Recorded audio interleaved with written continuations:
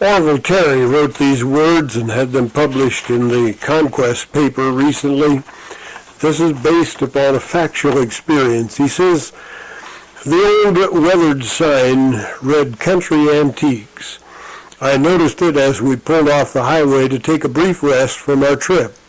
It was a warm June day and a short walk would be refreshing. As we walked the few steps to the store, we saw the old wagon wheels, plows, harrows, and even an old John Deere two-row planter with a wooden tongue and metal seats.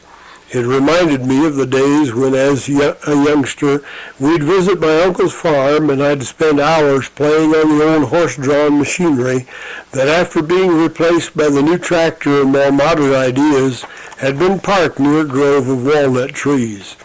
I could almost smell the pungent aroma of the old barn, see the dusty horse collar that hung on a nail, and the countless spider webs that had been spun in all directions. I had never found the courage to reach through all those spider webs to touch the horse collar. Suddenly I was brought back to the real world by a voice. "Howdy, come on in." I looked up to see an old gentleman dressed in a well-worn bib overalls and cap. He smiled warmly and welcomed us. Inside the old store, I was amazed to behold an immense collection of assorted items.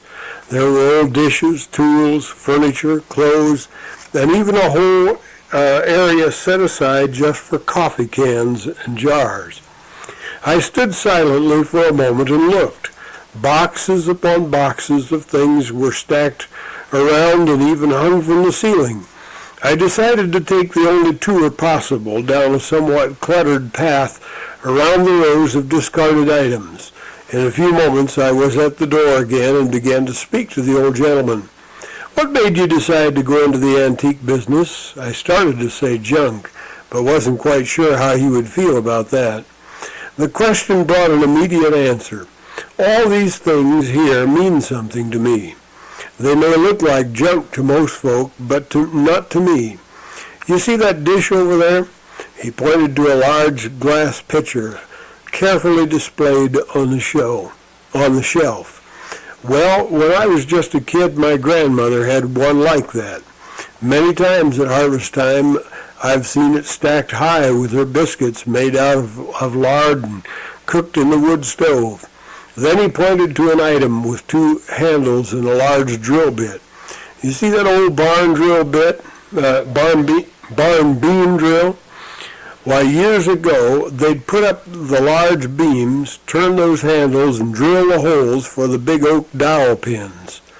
My grandpapa told me how he'd run one just like that one whole summer when they'd built several barns. I listened as he pointed at several other items and told about them. My wife, who had been looking around, listened as well. When he finished, I asked, "Do you have any spiritual memories? Was your family a Christian family?"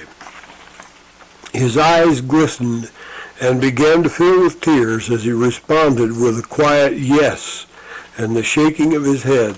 Slowly he moved back of one of the counters and produced a dusty old box. He brushed it off, opened the lid, and motioned for us to come and take a look. We walked over to look as he pointed his finger and began to explain. "This is all that's left of our old church that used to be just a half mile down the road." We peered in and saw some small pieces of stained glass, a handmade door latch, a ragged old hymn book, and a well-frayed picture. He picked up the old picture and spoke. "That's my granddad and me when I was just a kid. He built that old church and taught Sunday school there for years. I've heard him preach and teach about the Lord hundreds of times, and I reckon I have more spiritual memories than anything else. When you get to town, you'll see Memorial Baptist Church. That was built years ago in memory of my granddad when the old church burned down.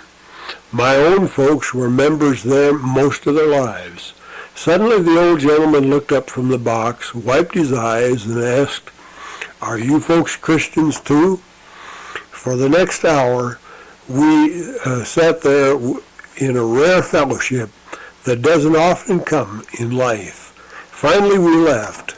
But I don't think I'll ever see another antique store without remembering that old gentleman and his countryside antiques. On that warm June day, he had ministered to me in a unique way and challenged my heart to bestow upon my children and grandchildren a spiritual heritage that would live beyond my years. What greater testimony could I leave for my grandchildren than to point to some antique item from my life and say, my godly grandfather left me a rich spiritual heritage. Folks, really that's what we need more than anything else, is a spiritual heritage.